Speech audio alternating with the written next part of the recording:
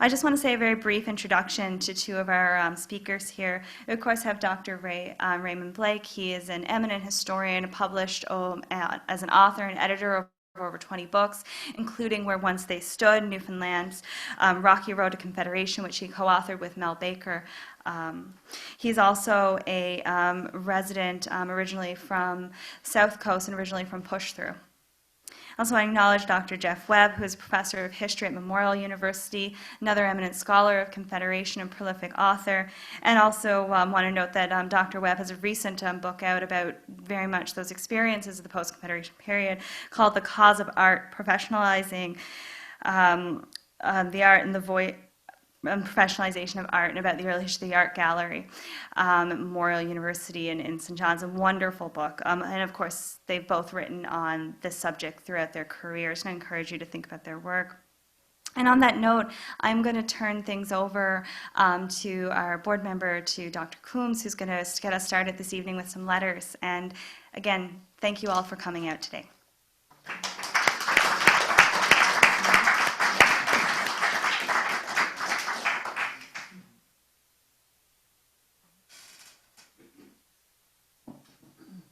Thanks so much, Rebecca, and I am so happy to be here because I love Bonavista. I love this historic site, and I almost didn't make it today, so I got here just in the nick of time, and I'm really excited about this event. So thank you all for coming. I'm going to take a few minutes to read some of the letters that people wrote to Smallwood in the early days of Confederation. I can't see when I look up because everything is fuzzy. So I have quite a few letters here. You might have to take out a hook and haul me off stage at some point. But these letters are going to set the scene and give an idea of what life was like for some families at the time of Confederation, how people were advocating for themselves and their families, and what their hopes and expectations were of Confederation and of Smallwood. The letters are part of the Smallwood collection at Archives and Special Collections at Memorial University, and they are available to the public. So anybody can go in and read, and they're all broken down by district. There are thousands and thousands of these letters from all over the province from 1948 up until 1971. And they're also part of a book project that is coming out from Memorial University Press with Sonia Boone and Vicki Hallett as editors. And as part of that publication, we are looking to connect with people who know somebody who may have written to Smallwood in those early years of Confederation. We need permission to publish some of the letters in full. So if anybody knows somebody who may have written to Smallwood back then, an ancestor or a family member, please feel free to let us know, and we'll put you in touch with Sonia and Vicki.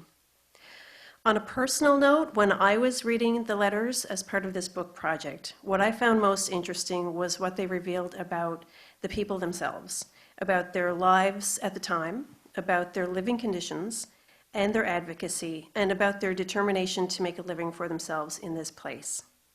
Behind the letters were individuals who were trying their best to make a living, to improve their situations in life, and to improve things for their families and communities. Some of them voted for Confederation, some of them did not. But in the early days of Confederation, they all believed that Smallwood could make things happen. So the first letter is from Lethbridge, and I believe it's from it must be from a gentleman from Lethbridge. Dear Sir, I have listened to and read the Terms of Union with Canada with great interest, but I never yet read or heard anything concerning the farmer of this country, as I am a farmer. Started to pioneer a farm in 1938, and up to this date, under the good management of commission government and interest in the farmer, I have made a success of it. Up to this date, I got in rough pasture and cultivate roughly 20 acres, and under our present government, I can make a go of it. Now, I would like to get some information on farming under Confederation law. I know nothing about Canada, but I read the Family Earl quite a lot, and I figure by letters that I have read that under Confed, I would have to close the gate and go elsewhere seeking a job. On June 3rd, I voted for commission. Now I know about responsible government in the past, but I won't vote for Canada unless I get it clear. How will I be taxed under Canadian law? I can only do it now, and I work in the lumbering wood winter time, and my wife do the chores during that time. I will be looking forward to getting information on the above question I have asked, and thanking you. From Lethbridge. This one is from a young girl from Happy Adventure, May 23rd, 1949. Dear Sir, so you'll also see there were a range of men and women, young and old, writing letters to Smallwood at this time. This is from a young girl. I am writing to see if you could do something for me. I am 16 years old and I am going to school and I have no way of getting anything. My father is not able to work. He only gets an order from the RO a month, so that's the relief officer. We have a wonderful job to get anything from the RO. He won't give only just what he like. I have one brother and he don't be well, so he is not able to feed the family. And I like to hold on to going to school. But if I don't get something, I will have to give up school. My father is getting old and he have been turned down by the doctor, not able to work. So I would be very thankful if you could do something for me. Yours truly. This one is from a widow in Greenspond, February 27th, 1949. Dear Mr. Smallwood, I am a widow resided of Greenspond with 6 children ranging from 2 years to 15 years. My only support is from the Department of Public Health and Welfare's welfare check of $35 a month. This small amount is not enough for me to live on, as the present time I am starving. I am always a check back. I mean by this that when I get my check, it is owed to the merchant that supplies me. I am asking you now, sir, could you obtain some help for me, please? Could you make my case known to some of your friends and get a few cash donations and send me? This would help me and very much. Should you be able to do anything for me in this respect, I would be deeply grateful. This one is from Flat Island, Bonavista Bay. Dear Sir, November 23rd, 1949. Dear Sir, a few days ago, while at St. John's, I thought to get an interview with you for a few moments, but failed, as you happened to be to a meeting at that time, as I was informed by the finance minister on Mr. Quinton. What I want to know is this. Have you any hope for Labrador fishery? You may say that's a silly question to ask. To my point of view, it is a serious one. My point is this. The fisherman and the farmer are all in the one boat. They receive no unemployment insurance, neither do they come under the Assistance Act. Do you really think that fisherman is going fishing and take such a gamble, as you know fishing is always a gamble, when if they can get work for 30 days, they come under the Assistance Act, and if they work for 6 months, they come under the Unemployment Insurance Act? Honorable Sir, I can tell you, 90% of the fishermen that I've been in contact with, that is the chief topic, and as we got a lot of unemployment in our country today, I greatly afraid we will have a larger number in the spring unless someone works fast. Here is another thing I wish to draw your attention to, which is making the matter worse. 2/3 of the floaters on the Northern Labrador lost from 1 to 3 cod traps in the storm of August 9th, 1949. And 1/3 of these men cannot place their gear without help, as the cost of twine, rope, leads is too high. And those who can purchase gear is failing to do so under present conditions, as they don't know if they will get men enough to operate or not. What about the Workmen's Compensation Act? Is that still going to remain in force for the owner of the vessel to pay all premiums? If so, can you rest assured that a very small portion of vessels will operate next year? I have been master for 21 years, and it looks very much like I am about to the end of my rope, as I was one of the unfortunates who lost my cod traps, and 2 other vessels of this place shared the same fate. Honorable Sir, I know you are a very busy man, and I consider you are up against a hard year for your first year in office, but in the meantime, please give this a little consideration and reply at your earliest convenience in the light as you see the Labrador fishing industry. How am I doing? I got a few more. Okay, this one is from Crouse, which is White Bay, which is outside the Bonavista district, but I love it, so I'm going to read it anyway. Honorable Sir, it is with the greatest of pleasure that I am writing to congratulate you on your victory. You are one of the greatest men in the world. Today, when I heard what you was for, I said yes. If he comes on a ballot paper 1,000 times, I will vote for him 1,000 times, as you are the only man that ever tried to make Newfoundland anything yet. I would like to get a letter from you and a photo of yourself to hang over my table, where I could see you all the time.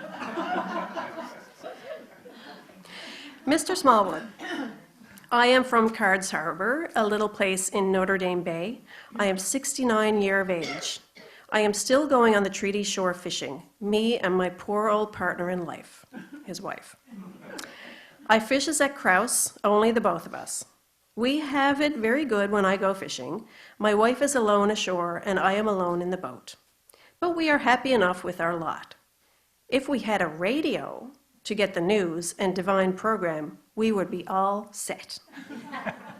But I am not rich enough to buy one, so we must do without it, unless you sends me down on some easy terms to pay out. Now, you must excuse my letter, as I haven't got much learning. I had enough to know that the right man stood for our country. Both of us, me and my wife, will always be to your back and speak in favor of Mr. J.R. Smallwood. Trusting I will get word from you, I remain respectfully yours.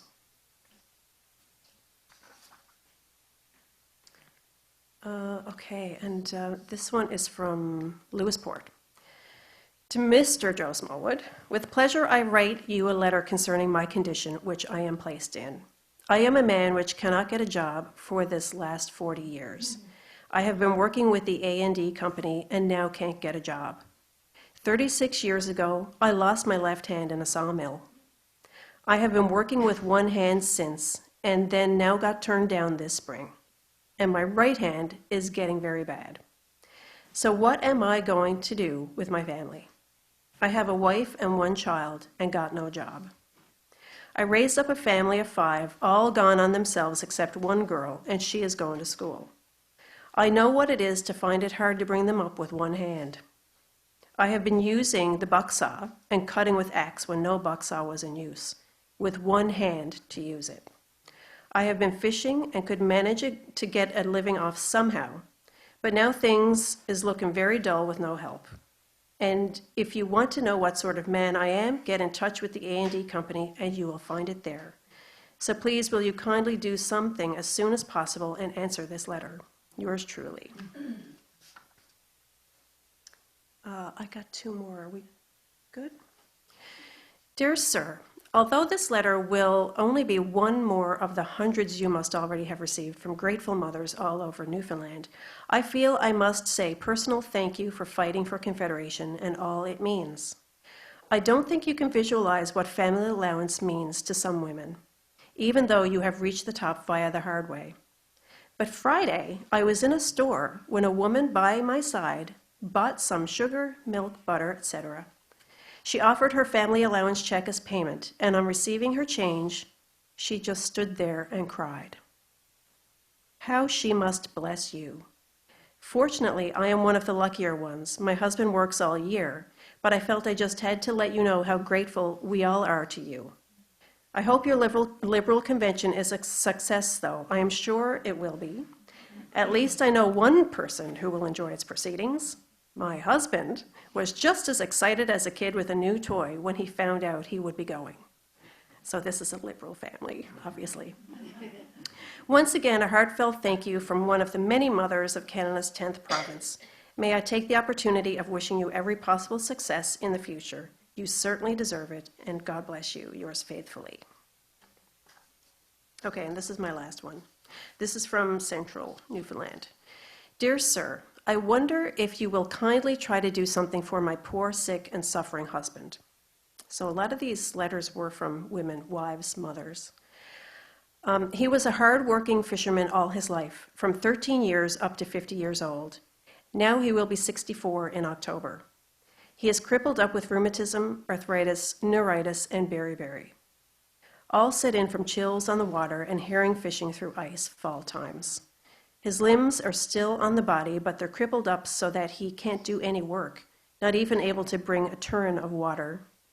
In bed every winter, suffering from pains as the cold weather sets in. He has been to doctors. They say they can't do anything for the complaints. It's long-standing. As you know, he only gets $10 per month for food, and the man is only slowly dying on that. We got no children and no help. I have to stay by him all the time. Prices are so high, we are in a starving condition when there is only $10 to look forward to. It's terrible to see him suffer, and there is nothing we can do about it. Thanks to a man with a real humanitarian heart who gives his house to live in and no rent to pay, he has gone on the French shore and lets us live in his house and is not taking a dime for rent. He did it to help the sick, so he said. That's a help. So please, will you do something for us? Food is needed, clothes is needed, and medicine is needed, and a few other things too. Please, sir, will you kindly do something worthwhile for us? I gave you my vote. My husband was too crippled to go to the polling booth. That's all we could do. We need money for light bill and fuel too. Signed, Windsor, Newfoundland. P.S. Please answer soon. So that's all my letters, and they really, they show some of the living conditions of a lot of the people and how they felt that Smallwood could help them. They pleaded to him. They pointed out that they voted for Confederation or not. But in the early days of Confederation, they all had hope because of Confederation and the messaging of Confederation, and they were all trying their best to get by. So I will, with that, I will hand it over to Dr. Jeff Webb. Thank you.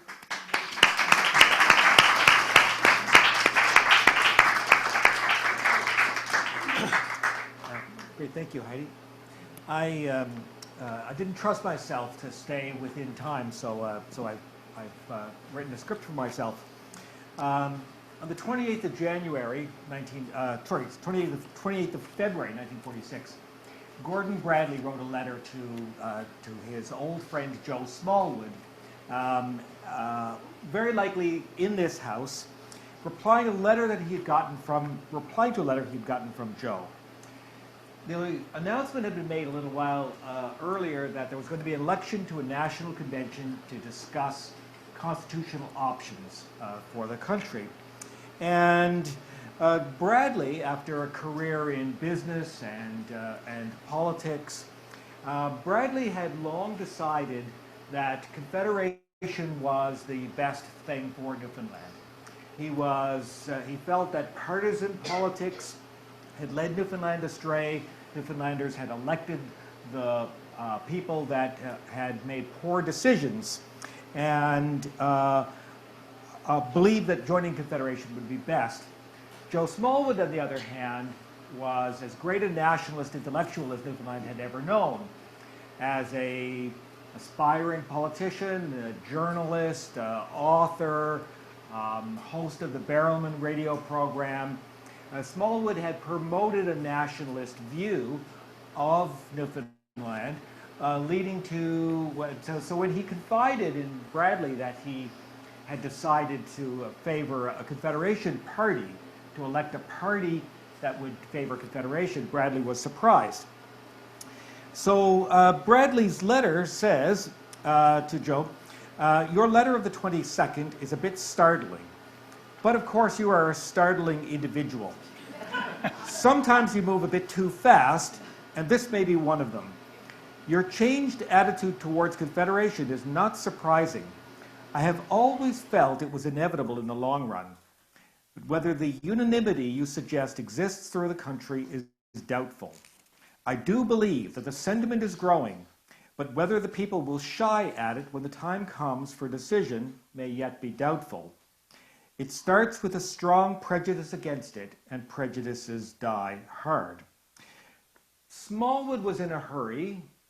Bradley counseled patient. Like many other Newfoundlanders, Bradley had opposed the commission of government in the 1930s, but had believed that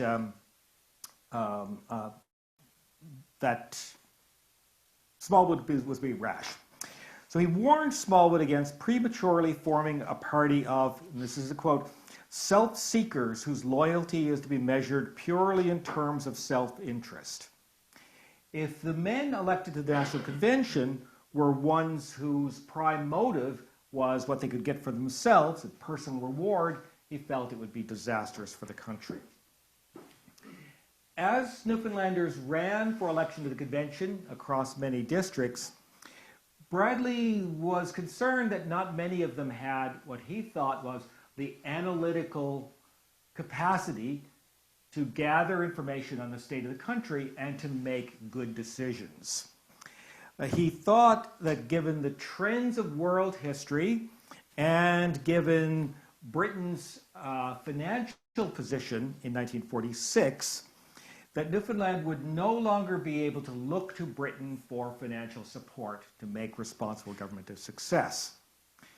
He intended to cooperate with Joe Smallwood to advocate for Confederation, but had a very different idea about how to go about it.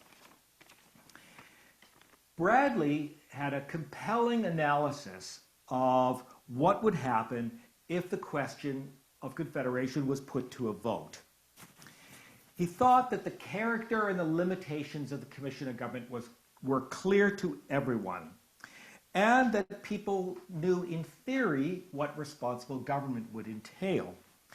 However, he thought people did not know what Confederation would mean for the country and for themselves, and he suggested to Joe Smallwood that before the National Convention would make a recommendation for what forms of government should be put on the ballot, the National Convention would have to send a delegation to London to determine whether or not London would provide relief for Newfoundland's debt, whether the British government would assume responsibility for some of Newfoundland's debt. And Bradley thought that the convention would have to send a delegation to Ottawa to determine what the draft terms of union would be, so that Newfoundlanders would know what exactly they were voting for. So he thought they understood in principle what responsible government would be, but they didn't know what Confederation would be. While they knew in principle what responsible government would be, they didn't know the exact constitution. So would Britain return responsible government to Newfoundland as it had been, or would they return responsible government to Newfoundland with even more restrictions on the elected government of how it would operate? Only with draft terms of union could people make an informed decision. He imagined that voters would think of responsible government as a return to the graft, the corruption, and the dole that they had witnessed and experienced in the 1930s.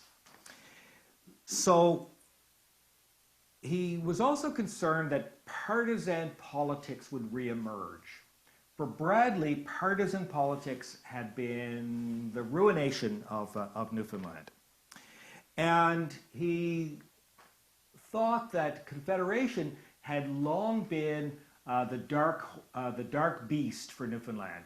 That Newfoundland politicians had always accused their opponents of being Confederates, and that any politician who advocated for Confederation would ruin their chances.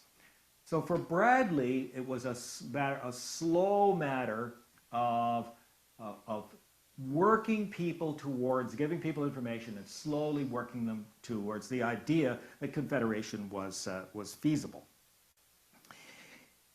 Once elected politics was returned to Newfoundland, Bradley thought that Confederation would be killed. That what would happen with an elected government would be one government would assume the pro-Confederation stance, the other would assume the anti-Confederation stance.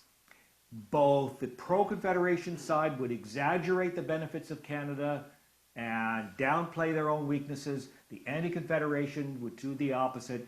And again, there would be no logical, sensible process by which people could make an informed decision. Is there any way, Bradley asked Smallwood, of securing a popular vote, a plebiscite, on the merits of Confederation without the distraction of the red herrings of party politics? Now, Smallwood was not swayed by Bradley's caution at all. And he started advocating for Confederation well before anyone else did. As many of you may remember, Smallwood campaigned for Confederation before he was elected to the National Convention. He was writing pro-Confederation letters into the St. John's newspapers and was really elected on a pro-Confederation stance. Bradley, on the other hand, kept his views private. As he put it in another letter to Joe Smallwood, Bradley said, 3 months ago this district was bitterly anti-Confederate, and they are a people with strong feelings. I have to go cautiously and try to kill the prejudice. And I'm beginning to see results. But to tag me as a Confederate now would ruin me. My position is that I'm hostile to commission as presently conducted, and I have no opinion as between the other alternatives until I get the facts. I discuss both and probably change the view of some, although they may not know it. But I express no opinions on myself. Bradley received 68% of the vote in Bonavista East. Bradley continued, as the National Convention got underway, he continued to be as a sober advisor to Smallwood. He counseled patience and suggested that only an elected Newfoundland government would be effective in negotiating with Canada. But, as I mentioned earlier, he thought delegations to London to talk about public debt and delegations to Ottawa to get information were the best option.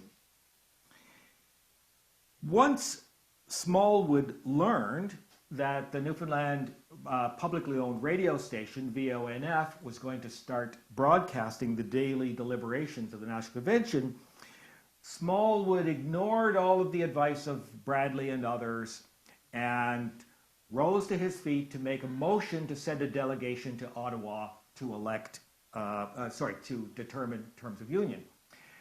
So as I said a few minutes ago, Bradley thought that this was necessary, but Bradley's sense was that the convention should do its investigation into the economy first, should make its recommendation, and then send a recommendation on forms of government, and then send a delegation.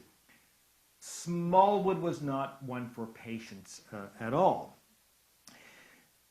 Smallwood's motion failed, and this divided the National Convention into a pro and anti-Confederate factions, and those factions remained for the rest of the convention.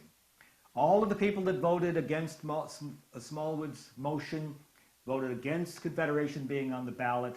Those who voted in favor of Smallwood's motion voted for Confederation to be on the ballot. The Canadian and the British government's officials both thought that Smallwood had harmed the cause of Confederation by behaving prematurely. After the death of the convention's chairman, Cyril Fox, Bradley was selected as chairman by the other delegates. The fact that he had kept his pro-Confederation sympathies private to himself and a few confidants likely made a difference in the anti-Confederates in the convention feeling that he was an honest broker and someone who could chair the meeting. That enabled Bradley, still quietly a Confederate, to shape the debate while the very energetic Joe Smallwood led the campaign to convince Newfoundlanders of the very real material benefits that Confederation would bring to them, and also to remind them of the hardship that they had experienced during the Great Depression. The implication of Joe Smallwood's message was that a return to responsible government would be a return to economic precariousness. With the governments in London and the governments in Ottawa both favoring Confederation and both quietly working behind the scenes to encourage Newfoundlanders to make that choice, Smallwood and Bradley were welcomed in Ottawa and given all of the information that they could use to describe to voters the benefits to their families that Confederation would bring. With the facts in hand and the convention of thing of the past, the people voted in 2 referenda. I won't go through the whole thing, it's familiar to all of you, but I just want to emphasize, just want to make one point. In this district, Confederation North, in the first referendum, Confederation got 63% of the vote, responsible government 25%, and continued commission of government 11% in this district. In the second referendum, and things had mostly not changed, in between the first and the second referendum, sectarianism became more of an issue. But for the most part, things had not changed. In the second referendum, 74% of people in Bonavista North voted for Confederation and 26% for responsible government. So what can we observe from this? The 11% of the voters of Bonavista North who had voted for commission, about 90% of them switched their vote to Confederation. And about 10% of them switched their vote to responsible government. So, what can we conclude? I think it's that for this 11% of voters, that they likely thought that Newfoundland needed to have self-government within the Canadian Federation or self-government within the British Empire. They believed that Newfoundland needed to be a part of a bigger unit, bigger union, to have the economic security that would provide a decent and stable source of living. So with a choice between responsible government within the British Empire, but no guarantee of any help from Britain, or responsible government within as a Canadian province, with the backing of Ottawa, 90% of them chose Ottawa. So thank you very much. So, Raymond.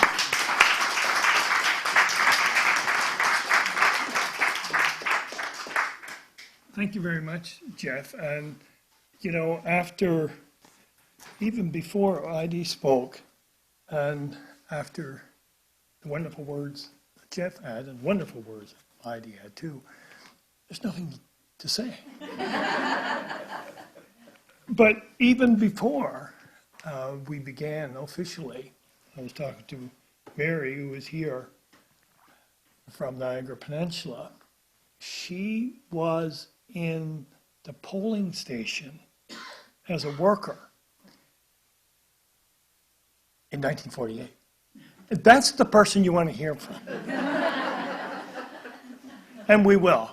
And thank you so much for coming on this fall Saturday afternoon. It's just great to see a room packed. It's wonderful. And as I was driving in today, I was trying to think how my story and what I have to say might relate to Bonavista. And as I was driving in, I saw number 73, Michael Ryder's, on the sign.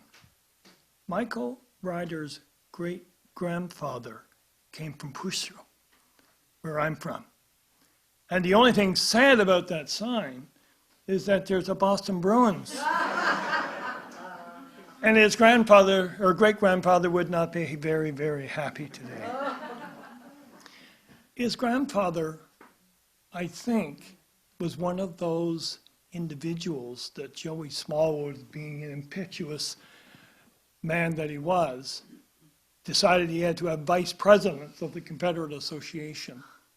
And I don't have my notes with me, but I remember, I think that William Sims, the great-grandfather, was one of those vice presidents. He was a local merchant. And one of the things that Smallwood and Mr. Bradley did, but particularly Mr. Smallwood and others in the National Convention, they branded the other side. You know, they branded the other side as, and Heidi told these stories very well about the young mom who came in and cashed her family allowance check and cried when she got the money back, because that was probably the first check was ever made out to her, and probably the first time she had cash in her hands. And they created a narrative in that debate, and a narrative that has appealed as much to economics but heartstrings. And the stories, the letters that you read talked about sickness, talked about children, talked about poverty, talked about things that really tugs at your heartstrings. And perhaps that too was why the vote went from, to 74% in places like Bonavista Vista. And one of the things that I wish we need a wonderful biography of Mr. Bradley. What was he thinking in this house? And not a traditional biography, but the influence of his wife. What's the influence of the strong, powerful women around them? And we have gotten in the last few years about the story of Canadian Confederation. And of course, there were no women, as there were no women 60-odd years, 80-odd years later in the National Convention. But now some wonderful women's historians have gone back, reread the letters of John A. Macdonald and Darcy McGee and Georgette Cartier, and found, politics is a very masculine business on the outside. You look at what's happening in people's homes, and you have to wonder what was happening in the very house that we are now standing in. Where was Mrs. Bradley? Where was Mrs. Smallwood? Where was Mrs. Keel? Where was Thomas Ashburn's wife? Those 45 people who went, they had women behind them. And we need to know more about, and I know Heidi and her team and Rebecca, they're doing some wonderful work, and they're going to sort of talk about people who mattered, but we don't see them on the posters, and we don't read about their life in books yet. But that'll change because of the work people are doing. The other thing, and Jeff alluded to this, and Jeff talked about the situation here on the ground, which we need to know and is important. But there's another world outside of Bonavista North and Bonavista South and outside of Newfoundland. And if you look around the world at this time, and I wish I knew what Bradley was reading in the 1930s. Probably Jeff can fill us in. What was Smallwood had been in New York. They had seen the situation that was happening there. And we talked, Bill was kind enough to give me a ride out today, and it was a wonderful ride and a wonderful conversation. And we talked a little bit about Bradley's diary. Let me try that again. Clement Attlee's diary, and he visited Newfoundland in 1942. And what he saw here, and what he saw in some places was amazing. Like you mentioned today, the accommodations in the American military bases, the town sites in Grand Falls and Corner Brook. If he had gone to Muddy Hole on the south coast of Newfoundland, as the governor did in, Walwyn, that you mentioned earlier, went and visited those areas, and they talked about children in the fall of the year with no clothes. He talked about misery, talked about poverty. And people like Bradley, I am sure, knew National Health Service in Great Britain. Smallwood, of course, you read those booklets, or the Confederate, which is under the glass there.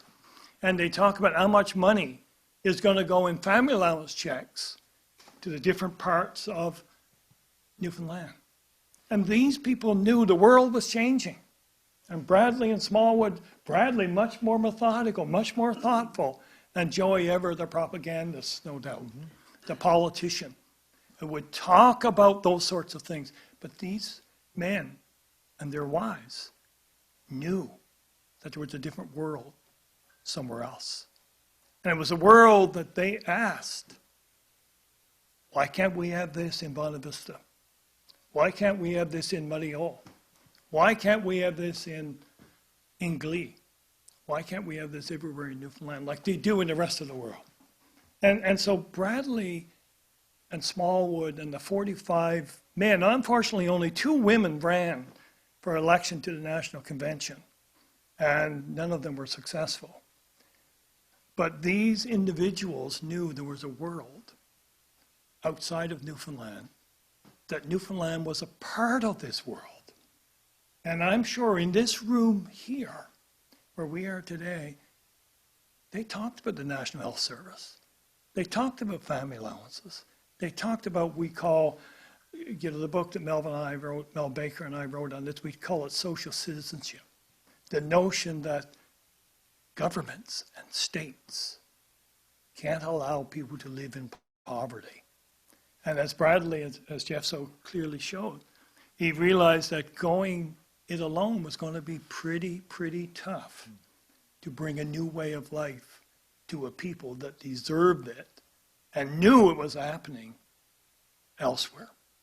So Michael Ryder's great-grandfather wrote, as did others from that part of coast where I'm from, said it was no trouble to tell that the story of Confederation came over to VONF last night because everybody is talking about it the next morning. They were listening. There's a radio out there, and they were in homes around the country. And they were hearing what Mr. Bradley and Joey Smallwood, and Bradley not probably as much because he was chair of the National Convention, but he was a part of that group. And these were people from towns where they grew up, because Mr.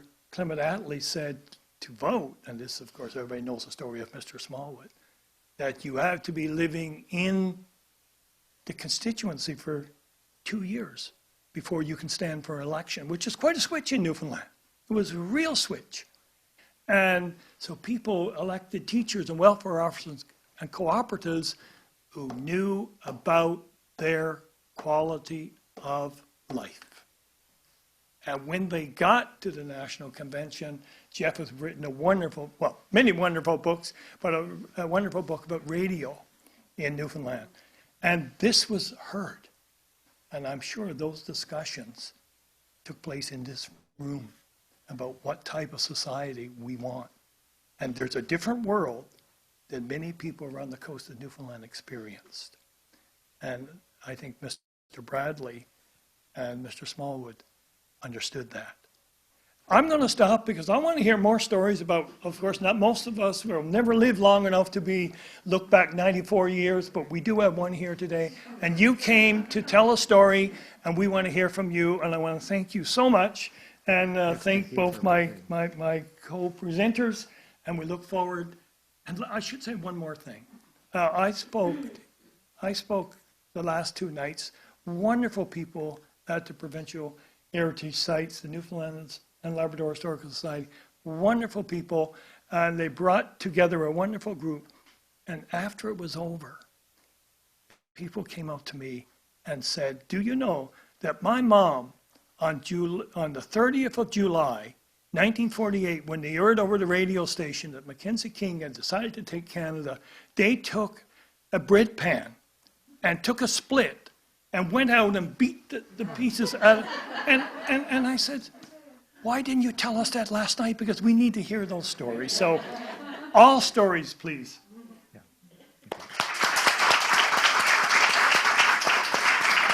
Very well done, Raymond. Very well done.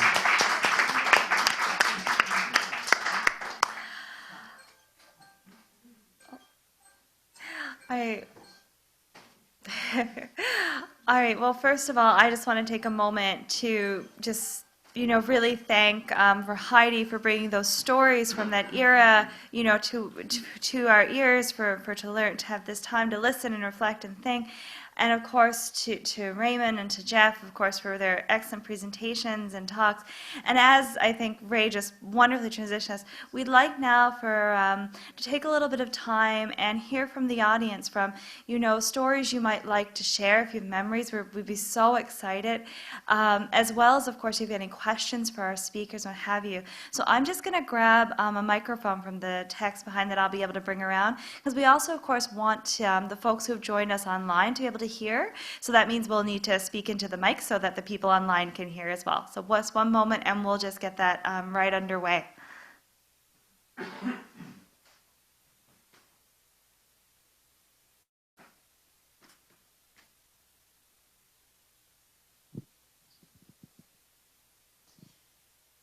Okay, wonderful. So I've got a microphone, so I'm ambulatory now. So that's, I think, all good.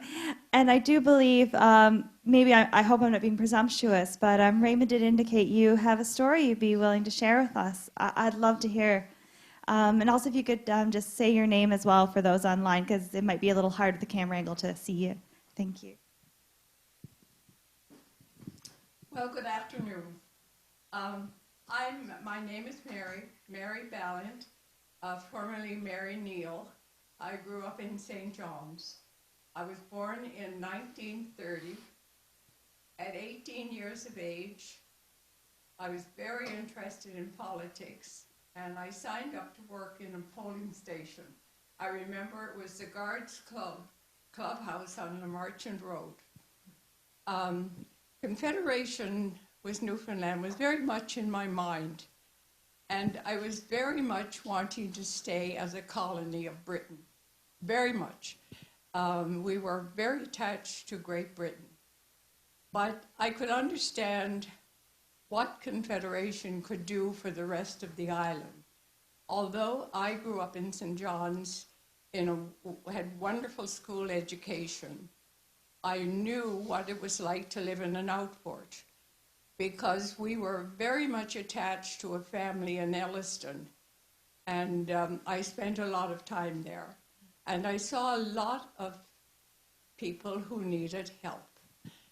And I especially remember one thing that always stayed in my mind was a survivor from the ice tragedy in Newfoundland. And his name was Simon Trask. And he had lost his hands. And he was a mailman. And he drove every day to Bonavista with his horse. And the horse reins were tied to his stumps of his hands. I will never forget that man. It symbolized to me what living on the edge was, what not having everything that I grew up with. And so I could understand this. And I remember my father saying to me, my father was a merchant, a much hated merchant of Water Street. And my father said to me, but you have to remember, Mary, that there are children now who have shoes that never had shoes. And that's the sum of it. That was what Confederation meant to Dr. Blake when he spoke about the social side of Confederation with Canada. I would also like to say I was very struck by the social aspect that you put to Confederation. I remember my mother used to pack a barrel of things to go to an outport. For Christmas, I would take some of my toys and wrap them up We would take the clothes that we no longer needed. I mean, Confederation meant a lot to people who did not have the things that we had in St. John's, which may account for more people in the city voted for responsible government. Remember, they put as it was in 33, just to remind them what as it was, right? You had to put that on the ballot paper. I talk too much. But I did want to bring out, I was struck by the letters that were read today. Now, you can say that these people were had poverty, lived in poverty, but where did they get that education? That they could write a letter. And they did, because I was told when I spent time in Elliston that we went to school every day. We brought our birch trunk, we brought our piece of wood to put into the stove. And all these things reminded me that perhaps Confederation would be good for other people, probably not for me. So I accepted in that way.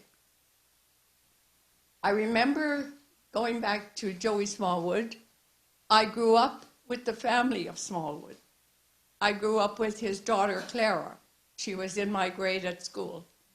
I remember birthday parties at their house. I remember being in the house when Joey Smallwood and I think the people who were associated with him to bring about Confederation sat around a fireplace talking. And we all know the results of those talks. I remember Mr. Bradley. He lived opposite me on Circular Road for a time. Now, when they do the mock beggar history of this house, they say he never lived in St. John's, but he did, because I know I avoided his children. I know we had our gangs on Circular Road, and I knew that you didn't go near those two boys. I think it was two boys. I don't know if they're here or their relatives are here. I'm sure they grew out of their mischief. So I have so many memories. I love Newfoundland so much. I love going to Elliston, where I went as a child. I just wish Newfoundland the best future ever. Thank you. Thank you.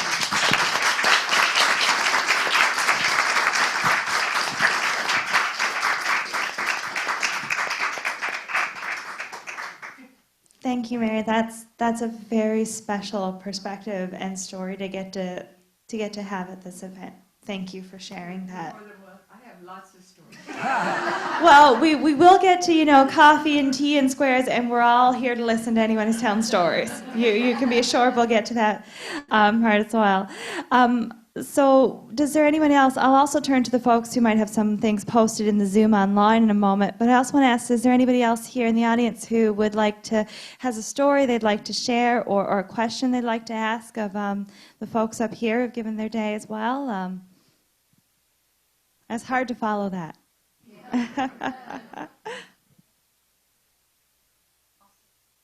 Oh, yeah.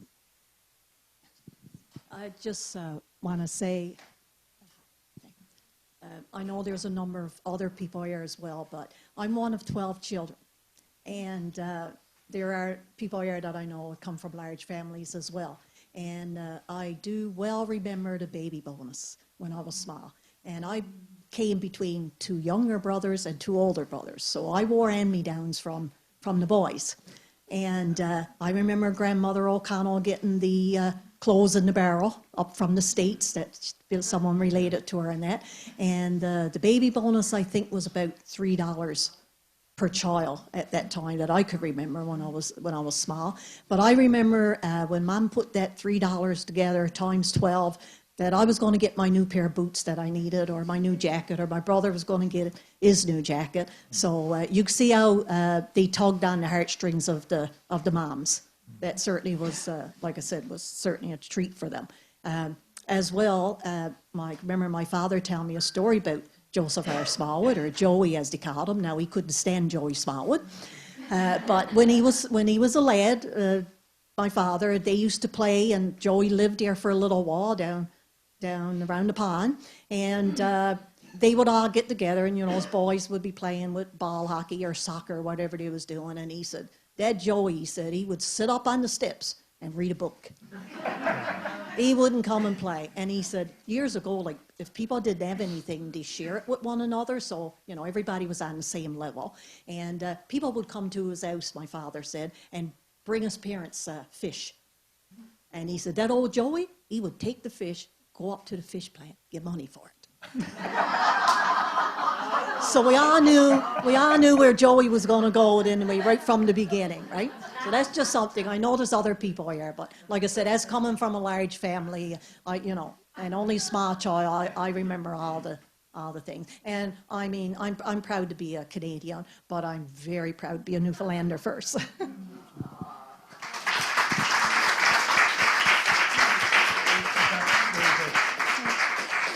Thank you so much, Marlene. This lady, I think, here.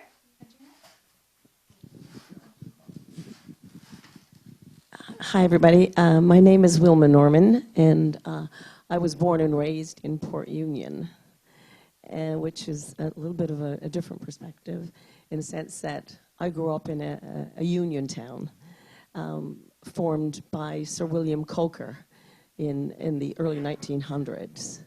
So it's not all entirely black and white, because in Port Union we had a founded town, and we had a glimpse, I suppose, of a better life, because everybody in Port Union had work in the union, worked in the Fishermen's Union Trading Company. So in that sense, I think we had a glimpse of what it could be.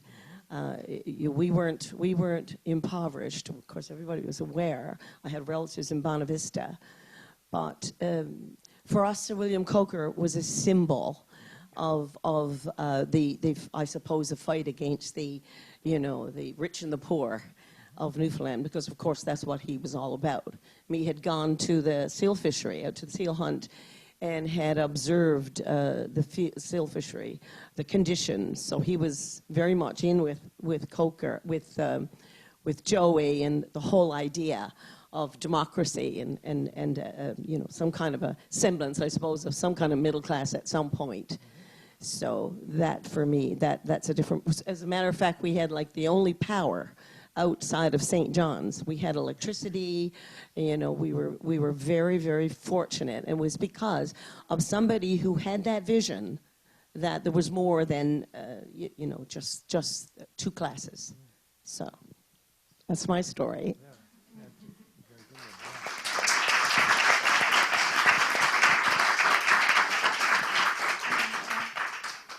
Thank you. That's a rich perspective and a unique one in its way as well. That's so valuable. I don't think we have any comments from some of the folks online, so we have lots of time before, and I don't want to deprive anyone of getting to cookies and wonderful music from Bev Batten, but I would love to take just a few more moments to ask if there's anyone else who has, would like to share a story or a question. And I see one, I think I see two people nodding, that lady there.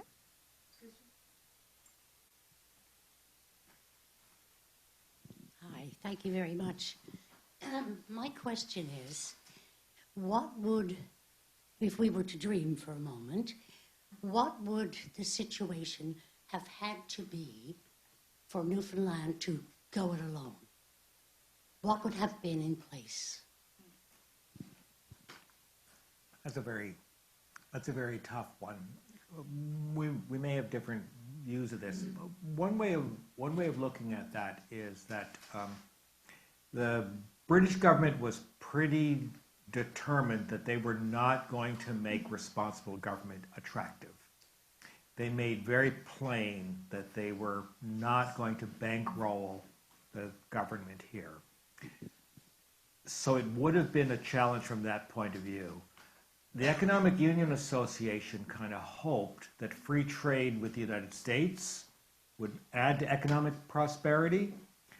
I think for the Americans, since they already had the 99-year leases on the bases, Newfoundland didn't have very much bargaining power on that.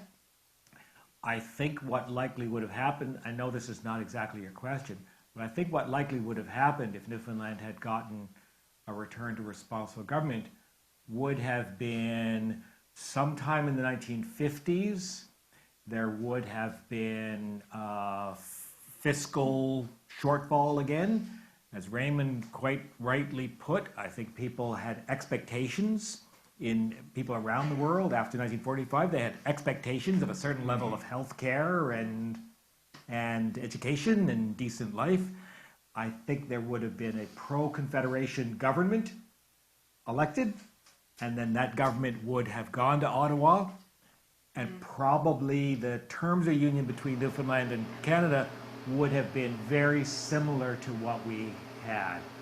So I think, I know this is not exactly a question, but I think what likely would have happened would have been, we would be a Canadian province now, but it would have happened in 1952 or 55 or something like that afterwards.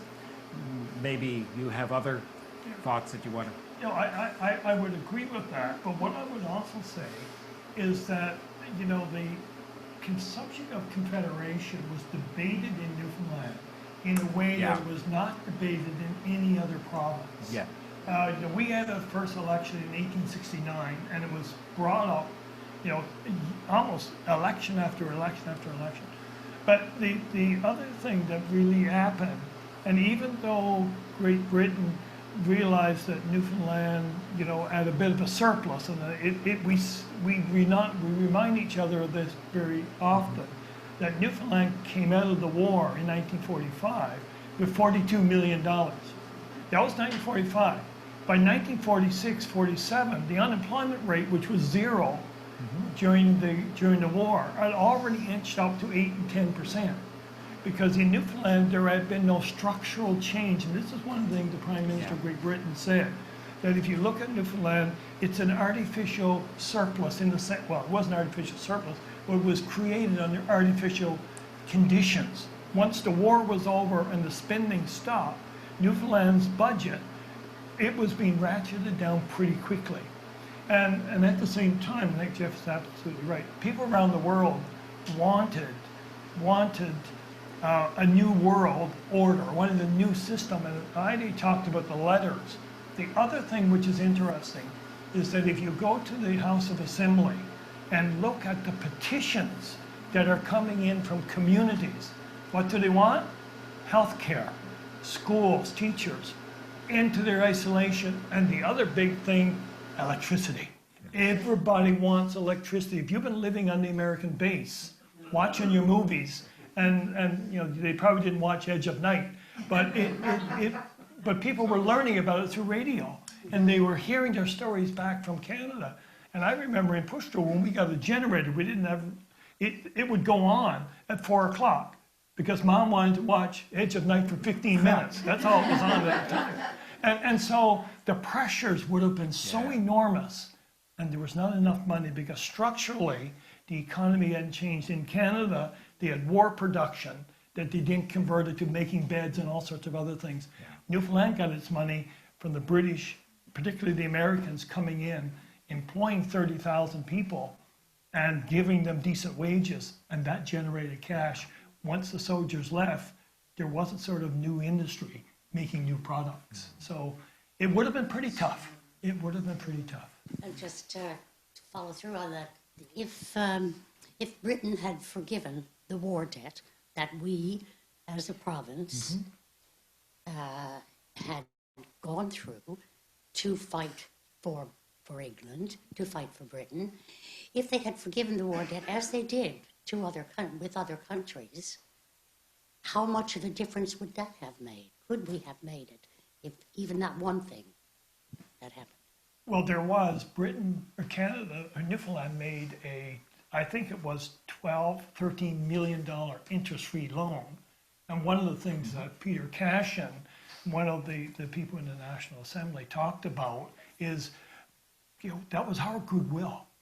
And what are you doing for us now? Well, you know, Canada loaned much, much more. And the British government finally paid back to the Canadian government the loan that they were given in 1943, 45, whatever it was. I think in 1984 or 1985, they finally retired that loan. I don't know where the Newfoundland loan went, whether that came back to the province or came back as part of it, because Canada consolidated some of Newfoundland's debt after 45 and 48. So I don't, probably someone in the audience might know, but you know, possibly. But Newfoundland had always struggled with a balanced budget. And in fact, as you know, Bradley resigned from the government in 1926 because he thought that the fiscal capacity was just bankrupt and the government wasn't dealing with it. And he and a couple of, might have been Leslie Curtis, someone else resigned from government because the government was borrowing to pay the interest on the debt. And so Bradley was very much, I guess what you were saying about, very methodical, very practical, very sort of intellectual, thought about those things. And so Newfoundland had always struggled with its revenue. And that's been one of the things Joey Smallwood said in the speech that you referred to in October the 28th, 1946. He said, our history is a long history of struggle. And he said, we are not a nation. And that's sort of, people were horrified. And he sort of split the convention, but he put himself, and probably Mr. Bradley, at the center of Newfoundland politics.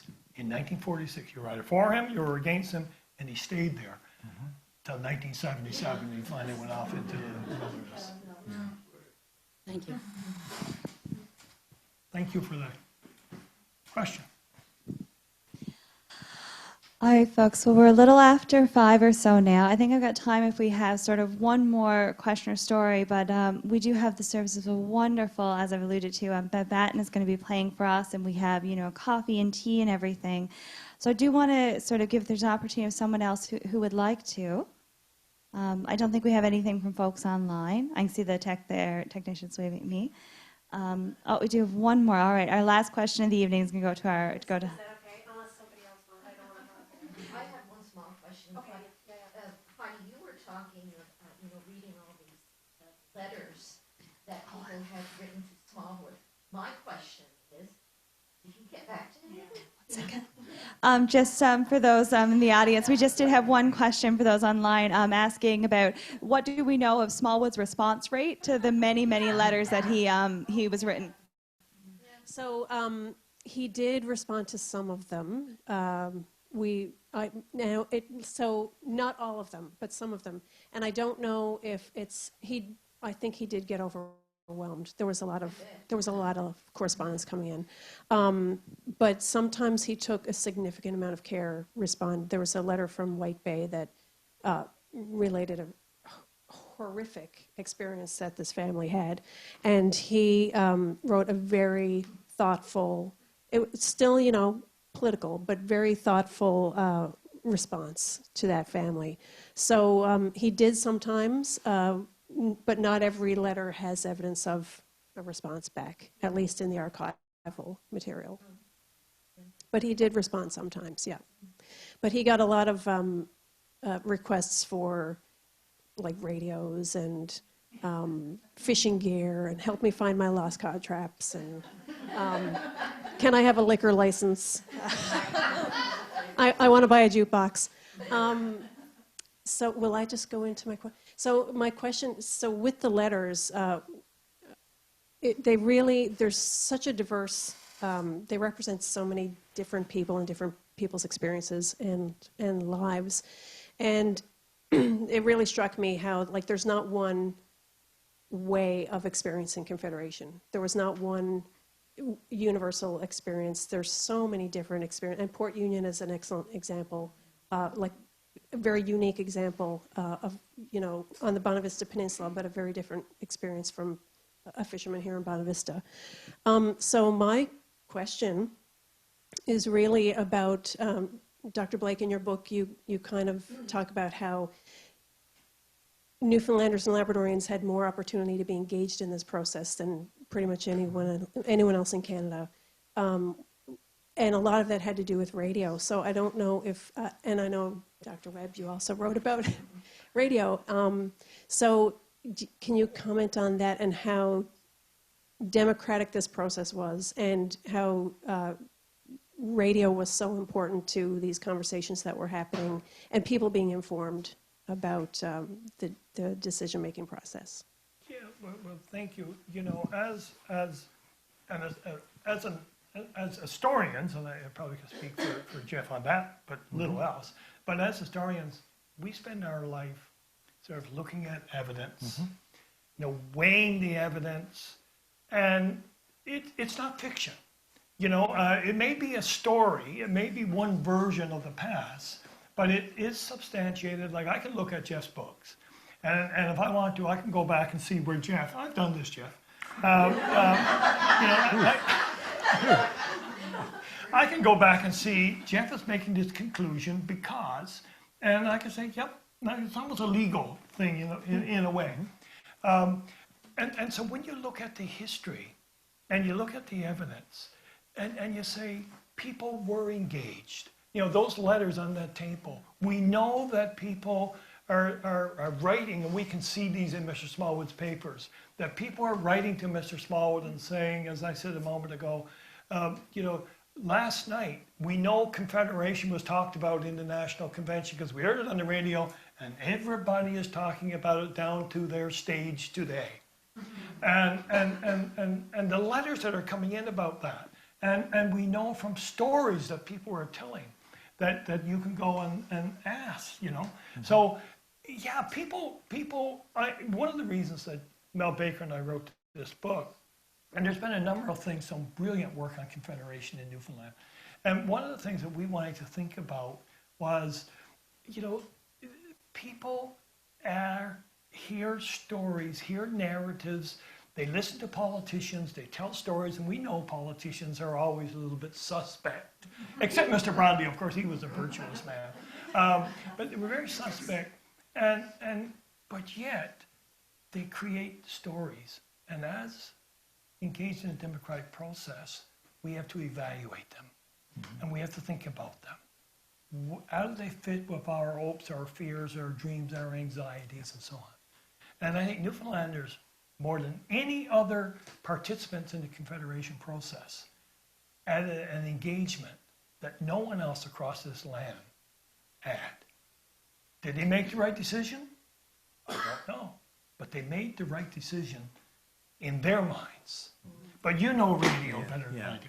Yeah, no, I absolutely agree with everything you've said, and I think you put your finger on the narrative. In part, this is Joe Smallwood had a compelling story of this is what Confederation will do for you, and the responsible government advocates didn't have a compelling story. For them, a lot of it was, well, the baby bonus is immoral. You know, people would rather work than get a pension. You know, it wasn't a really compelling story. I mean, Raymond's quite right. You know, the information from the debates on the radio, it got out there. People talked about it. It get out there. And I wrote a book on the history of radio, and so one of the things when you're writing about the history of something is there's a temptation to think, oh yeah, the thing I'm writing about is really important. So I have a caveat about that, and that is, I've looked at the census a long time ago now, but I've looked at the census of the number of radios in various electoral districts, and then you look at the number of people that voted for Confederation in the districts, and they are inversely correlated. The more radios that you have in a district, the lower the vote for Confederation. And this is not a surprise when you think, because we talked about electricity here for a minute. Outside of a few little pockets, like Port Union, like Deer Lake, Corner Brook, outside of a few little pockets, most of rural Newfoundland and Labrador did not have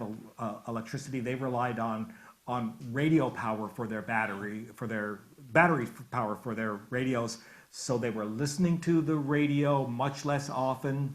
They were very likely to be leaving the radio turned off to save on the battery power until the Gerald S. Doyle News Bulletin came on and Hockey Night in Canada on Saturdays, right, to marshal that. So many communities where there were few radios were ones that voted largely for Confederation. That doesn't mean, because Joe Smallwood said, Confederation is a testament to the miracle of radio broadcasting. And I think there's some truth to that. But then there's also a part of me that says, okay, we have to be a little cautious about, as Raymond put it so well, you know, we're in the business of talking about the evidence of the past.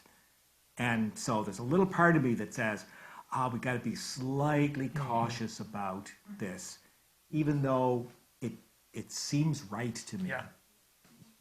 Well, we know from the letters that many of them wanted radios. So there's that part. All right. I want to thank our two key speakers, Dr. Webb and Dr. Blake. I want to thank Heidi for the letters. Oh, do we have a question from someone online? Okay, one more comment. Hold on. Mm-hmm.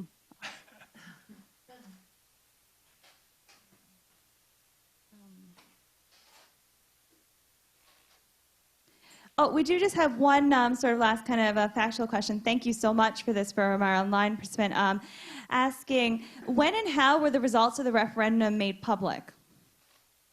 Well, they were published in the newspaper and announced over VONF. So most people would have heard.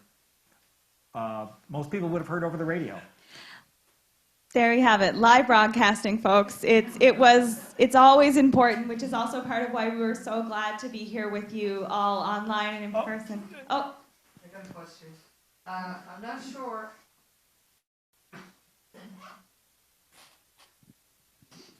I'm not sure if this is relevant to this. Was there a ballot box in Sally's Cove related to this? Was it burned? And those practices, like, we studied Confederation and that debate, and there was a lot of things brought into play, pulling on the heartstrings of parents who wanted children to have education, parents and mothers not dying in childbirth, everybody having centralized schooling, works, roads, promises, and those things. But there was also elements of skullduggery in terms of trying to get what they wanted in terms of those votes. So was there a ballot box burned? Nobody asked for a recount. If the legislation was really clear, if anybody thought there was a problem with the vote, they had the right to ask for a recount, and no one did. The people that opposed Confederation, they petitioned the British Parliament to ignore the vote, but nobody said, "Oh yeah, this vote is not right. This vote is fixed." Nobody said that until years later. It was only years later that people started to say, "Oh, I've heard, so and so." Said that dead people voted and that sort of thing, but nobody in 1948 asked for a recount.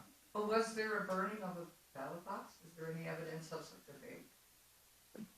I don't know of any evidence of it. Did it happen? I don't know, but we don't have any evidence, so it's hard to talk about. One of the things that is in the rooms is, at least from 2 districts along the South Coast, because I was interested in this when I was a graduate student, and the ballots that were not used were returned to Nathaniel Short, and they're in the archives. They're still there. In fact, I showed them at one of my lectures the other night, and you can see them with the magistrate's name on them, Herrick Jones, who was the magistrate in Arbor-Breton. So he must have signed all of those ballots. And those that weren't used, now not the ones with no X on them, or none with an X on them, but those that didn't get used, and I remember 10,000 or something, another number, and they were numbered sequentially. These were returned to St. John's for those two districts. At the time, I wasn't interested because it wasn't what I was doing, but I just stumbled across them. The other thing is 2 court cases in St. John's are reported in Evening Telegram of a person trying to vote twice. And it was a woman in St. John's. And we found the person. We solved the I mystery. actually witnessed a person voting twice. Oh, wow. Okay, that's, Yes, I for those Oh, so online. it's not her. No, it is, I did. There was an occasion at my polling station in July of 1948 Yeah. where a person voted twice and got away with it. so, They just came in twice. I remember distinctly. This is etched in my mind. This July 1948 and the polling station. for those online, we do have a live historical account from Mary of somebody successfully doing it at least one time. So we do know that there were complexities with the vote. We do know that there were tensions and this here, and I think that speaks to why we're here today and what I think we've really, I hope at least I personally, I guess, have gotten from this event is that Confederation matters. Its stories live and they are memories. They shape our conversations today, our understandings of identity, our hopes and promises for this province, from those of us, you know, who call it home. And I just want to take a moment here to thank all of you and to thank our speakers for these great questions, for these stories. As with this 75th anniversary, it's an important occasion to mark, to have these conversations, these memories. And on behalf of the Newfoundland and Labrador Historical Society, to those here in person, to the staff from Provincial Historic Sites, and those who join us online, I just want to say thank you so much. This has been a wonderful event. We still have music and we have tea and coffee and time for even more stories and conversations. And thank you, everybody.